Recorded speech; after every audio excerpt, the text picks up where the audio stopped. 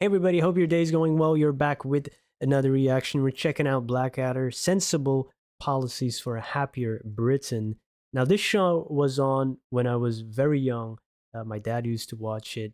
I didn't get it, of course. I barely spoke English by that age. I mean, I started to speak English at 6 or 7 years old. It's not my native language. I did speak another one, perhaps. Well, you started talking at 6 or 7. No.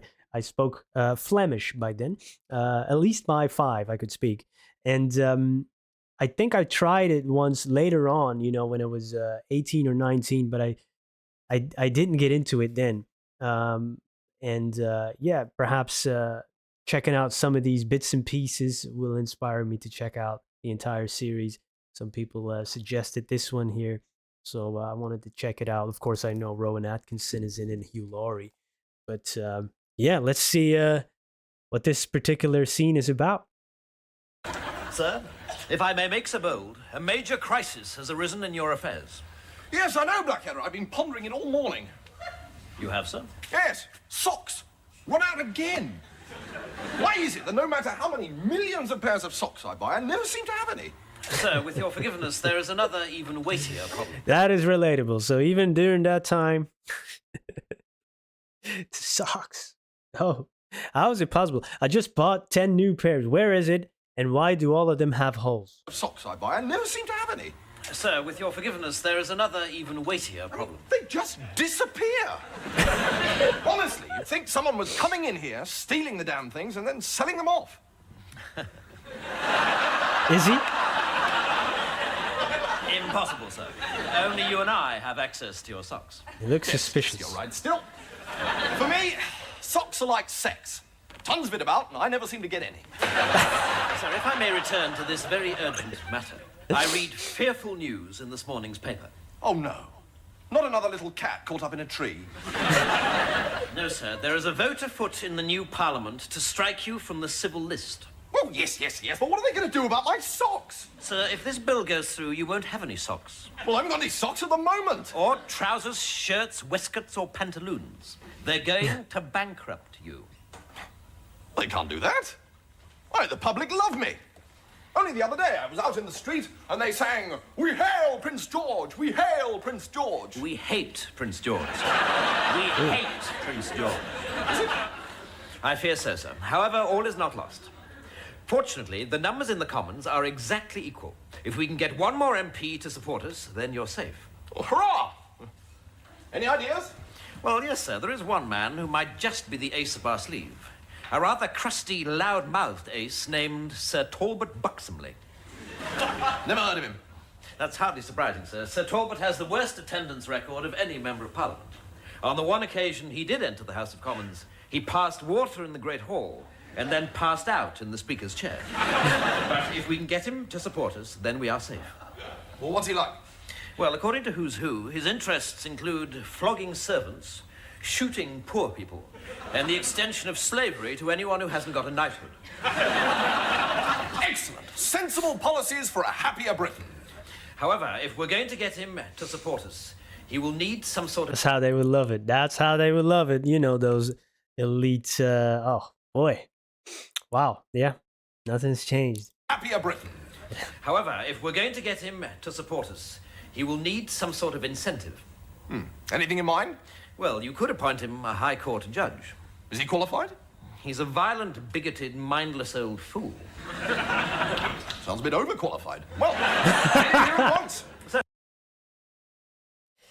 I imagine these are the type of conversations that some of the powers that be have, the back channeling, getting people in the right positions, like playing chess, right? You put a pawn there, put a knight there, make sure we got everything in the right position, yeah. And let's see how we can make more money out of this working class, huh? Well, flog him! here at once. Certainly, sir. I will return before you can say anti-disestablishmentarianism. Well, I wouldn't be too sure about that. Anti-disabilism. I just learned supercalifragilisticexpialidocious. Now I have to learn this? Wait a second. Well, I wouldn't be too sure about that. Disestablishment. Certainly, sir. I will return before you can say anti-disestablishmentarianism. Well, I wouldn't be too sure about that. Anti-disestablishment...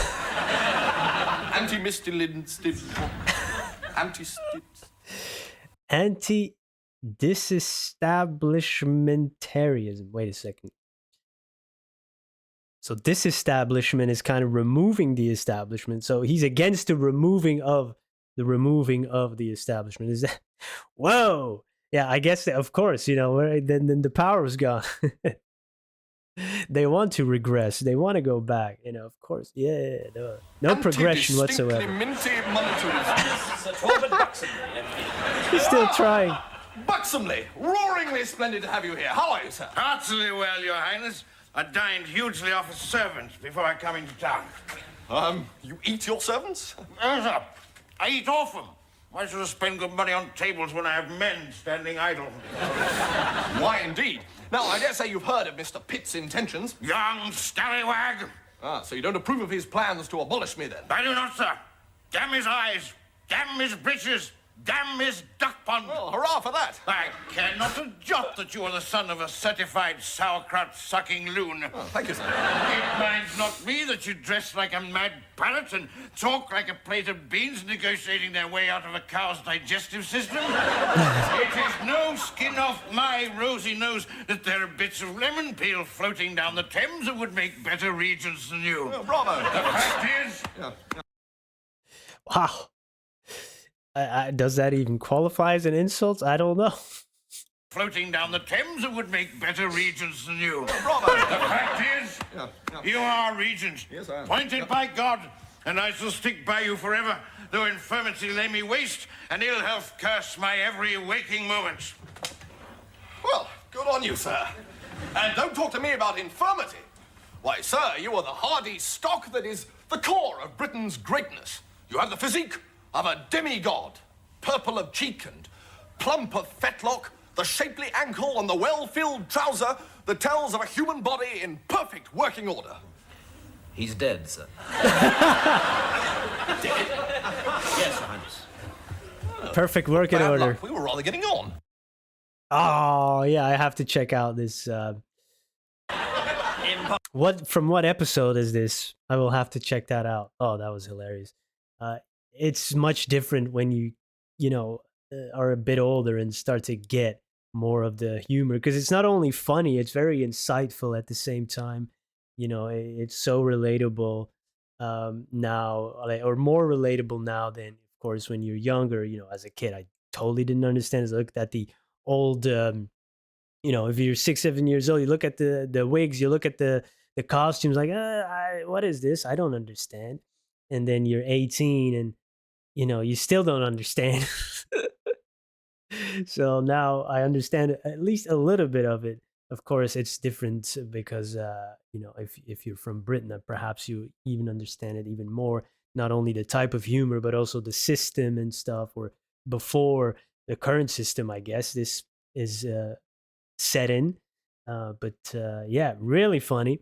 Rowan Atkinson, really a great actor. He definitely made me laugh a lot as Mr. Bean. So perhaps I should give this a watch as well. If you have any other suggestions, let me know. Hope to see you there. Goodbye.